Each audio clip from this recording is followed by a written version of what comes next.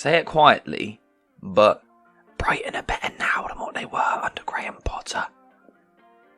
Controversial, but that is what we're going to be talking about today and why I am making that crazy statement. So before we actually get into the video, I want to talk to you guys about the One Football app, because for me it is the perfect go-to place for all your football news. You get player news, player statistics, league tables, upcoming fixtures, transfer news, team news, all in one place, all at zero cost. You also get match highlights for leagues like the Serie A, where you also get a match which you can watch live for free every single week. This weekend it will be Fiorentina at home to Torino, and like I said, all of this is zero cost. It is the only football app that I use because it does it all in one place. So you can get it too by using the link in the description down below or by scanning the QR code which will be on screen now. It really is the best football app there is out there to you, so I highly recommend that you download the One Football app today. So before we actually get started with that, I need to make one thing very, very clear. Graham Potter was a wonderful manager at Brighton. He done an excellent job. I still think he's good at Chelsea. I kind of worded that weirdly. Graham Potter is a brilliant manager. He done a great job at Brighton. I think he will do well at Chelsea still.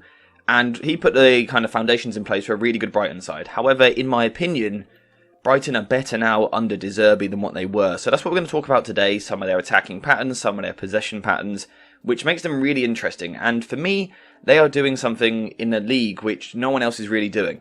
And it's getting them excellent results. We can see their recent form since the World Cup. 4 wins out of 5 with only a 4-2 loss to the best team in England in there, in Arsenal. So can't really complain about that one. Brighton are in really, really good form. And for me, it's how they're doing it, which is so interesting. I haven't done a team tactical video like this in quite a while, but for me, Brighton deserve it because of the way that they are doing things. Now, De Zerbi's approach is very much a case that we all know by now, is that you bait the opposition onto you. That is De Zerbi's approach. But I think before we actually get into how they're doing that, we need to talk about the why first. Why does De Zerbi want to bait teams into pressing them?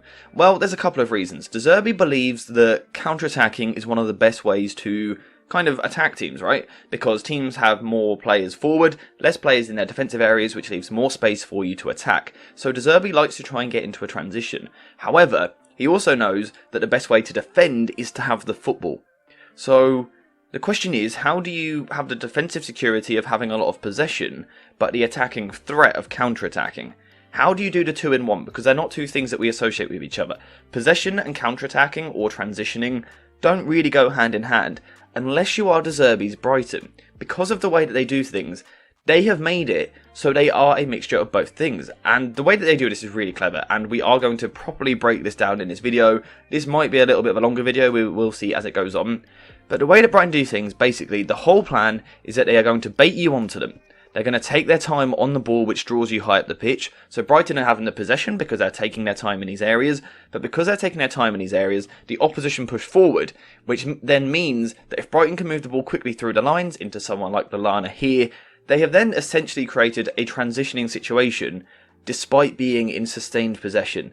And that is why I am so in awe of this team, because that is tactically absolutely genius. So with that in mind, it is pretty clear that Brighton are a team that want to dominate the ball now. They do want lots of touches, and that of course starts with a ball-playing goalkeeper, which they have in Robert Sanchez. Long-term viewers of the channel will know that I'm a massive fan of this guy because of what he can do on the ball. And that is very important to the way that Brighton play, because he will often find himself between the two centre-backs. Kind of, he steps towards the edge of his box, sits here, and then Dunk and Levi Colwill will split either side, and this is kind of their base from where they then look to play from there. And I should have a picture of this somewhere, just let me find it. 1 second.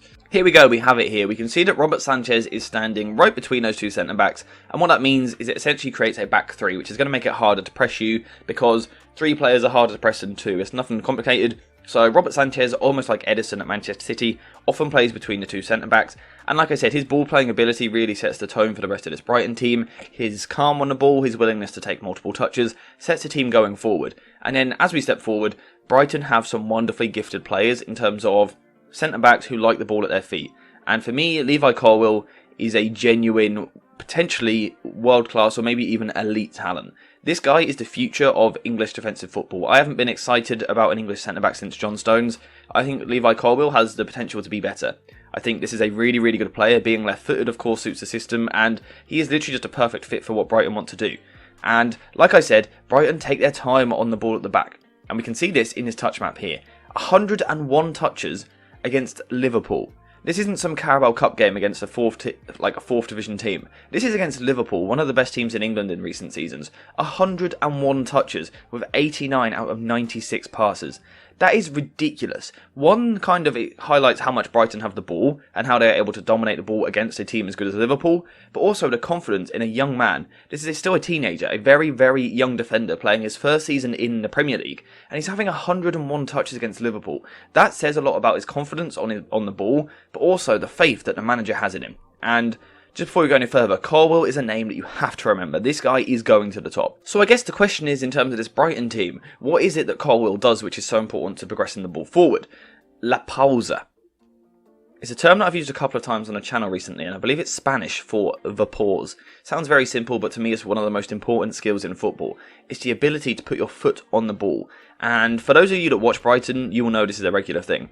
You may not have even noticed it. The amount of times that you see a Brighton centre-back just stop and put their foot on the ball is ridiculous. It happens constantly throughout a 90-minute match. The question is why? The answer is it draws the press onto you. We can see it here with Colwill. Colwill has put his foot on the ball, and what this does to the opposition is it gives you that sense of the player isn't engaged. If I'm standing there with my foot on the ball, I don't look particularly ready to play the ball, I don't look set to get the ball out of my feet quickly, I don't look engaged in what I'm doing. This triggers the Liverpool press in this example here. Mo Salah sees that, recognises that Colwill doesn't look particularly ready, and is like, alright, bam, now we're going to go pressing. But that is exactly what Brighton want you to do. They are drawing you onto them, and then the way that they play through you is just unfair, it's just ridiculously good. So as I was saying there, Colwill was going to stand here with the ball under his foot, and what it does is it draws the opposition out. So the question is now, you're under pressure, now you've got to show quality. Now fortunately Brighton have that in players like Colwill and Dunk at the back, but also Sanchez in goal.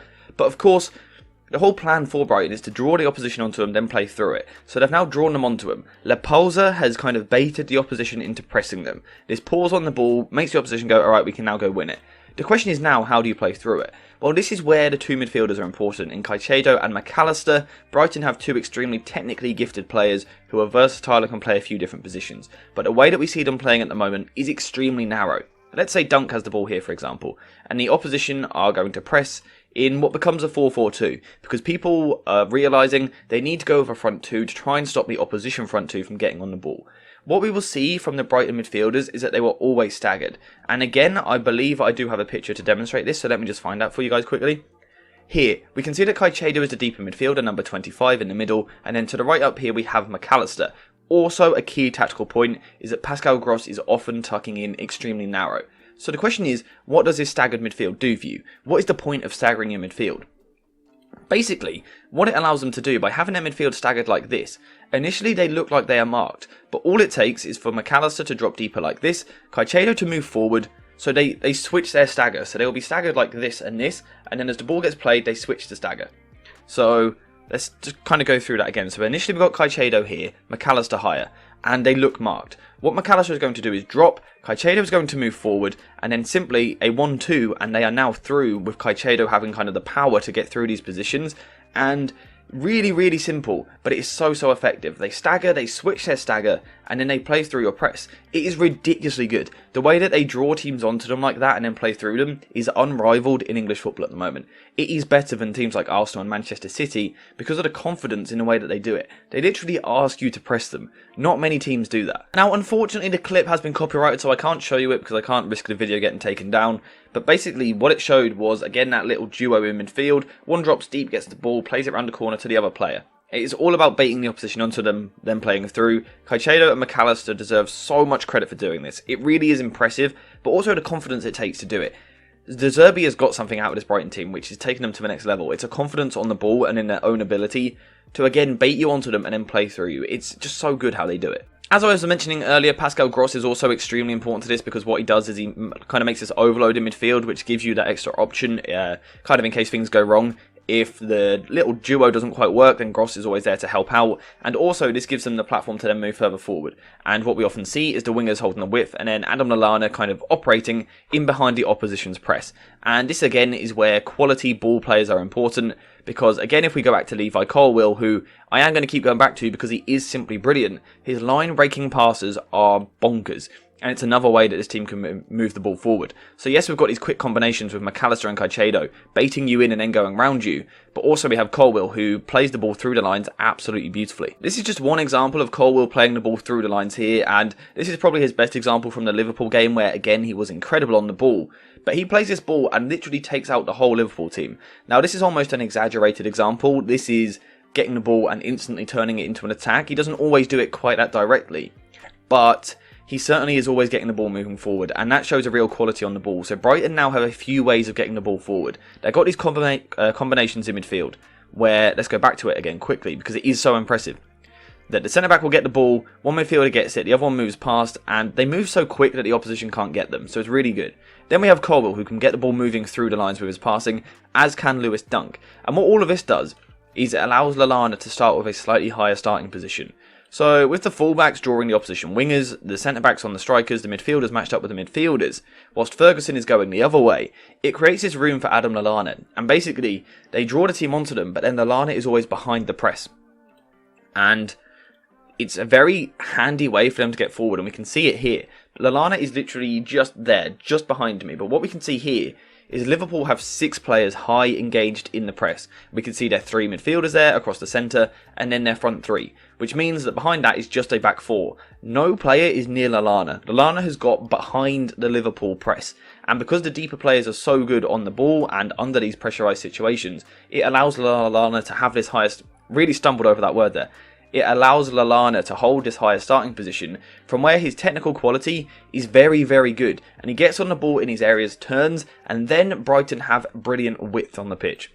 So, yes, Gross on this side is starting a little bit narrower. Solly March and Matoma are really holding the width to the side at the moment. And they start in these wide positions, then as the team move forward, they will move more inside. But the way that they are attacking at the moment, these 2 wingers, is absolutely incredible. And again, if we go back to this Liverpool game, Matoma was quality. And he actually done a thesis at university on the art of dribbling. If that doesn't tell you something about the IQ of a footballer, I don't know what does. Again, Brighton deserve credit for the way that they have assembled this squad, because they are technically but also tactically really intelligent players. But also their 1 versus 1 ability out wide at the moment with Matoma and Solly March is absolutely quality.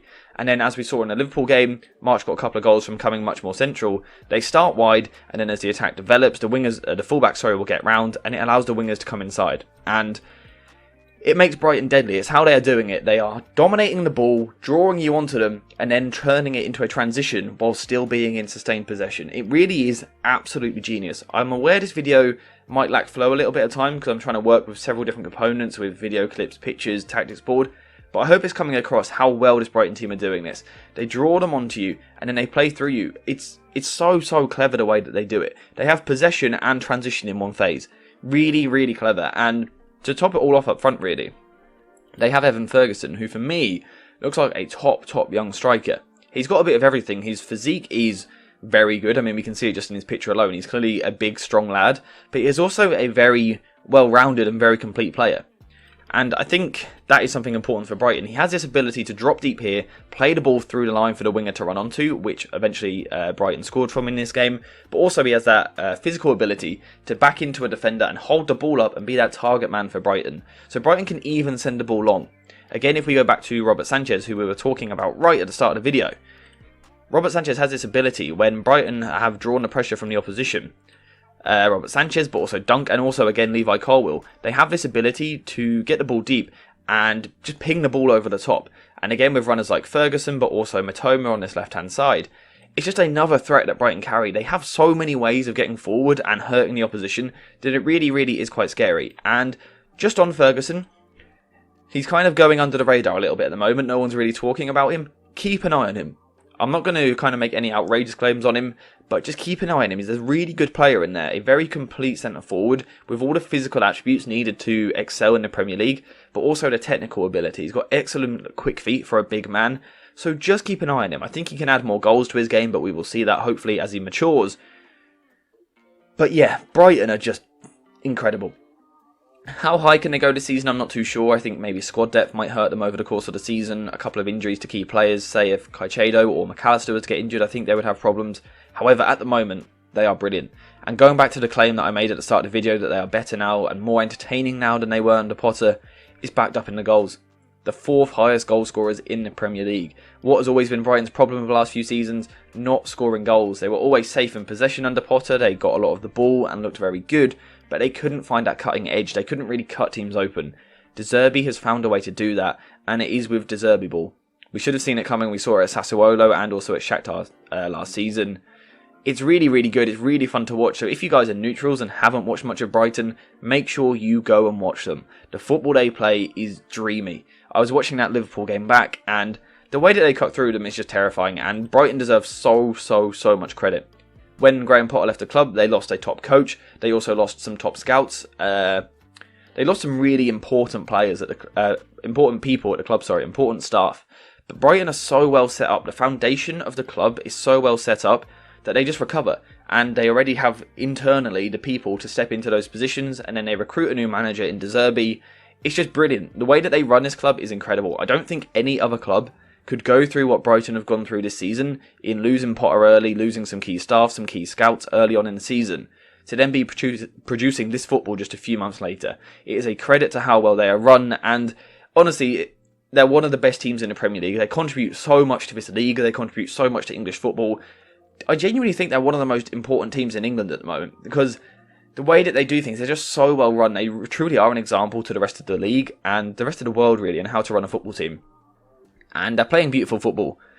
We can see it in a good form. It starts with Sanchez playing the ball out from the back. We then have La Polza from the centre-backs, drawing teams in and trying to bait them into the press. We then see the central midfielders who have that little staggered combination where a quick 1-2 gets them through the press, almost Xavi and Iniesta-like at times. It sounds mental to say, but stylistically it's quite similar the way that they do it. They then get Lallana in behind that little pocket, in behind the press, which then allows them to bring the wingers into play, which then of course allows Ferguson to link it all together up front, which allows Brighton to score a lot of goals, and it's got the Brighton fans happy, and rightly so.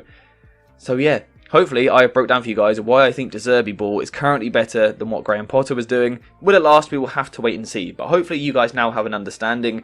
Make sure to go and watch Brighton. They are brilliant to watch. They've got Liverpool in the next round of the FA Cup, so that should be another good game. But yeah, let me know what you think in the comments down below. What do you think of the way that De Zerbi is approaching things at Brighton? What do you think of the way that Brighton are run in general? What do you make of some of the young players like Colwill and also Ferguson?